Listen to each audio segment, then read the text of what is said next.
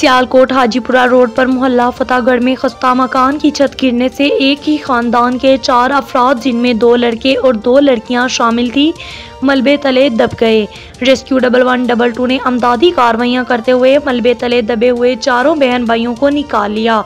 हादसे के नतीजे में 22 साला हामिद सरफराज जख्मों की ताब न लाते हुए दम तोड़ गया, जबकि 17 साला असद सरफराज को इब्तदाई तिबी अमदाद देकर मौका पर ही फारिग कर दिया गया। बाकी जख्मियों को अस्पताल मुंतकिल कर दिया गया, जहां इन्हें तिबी अमदाद दी जा रही है।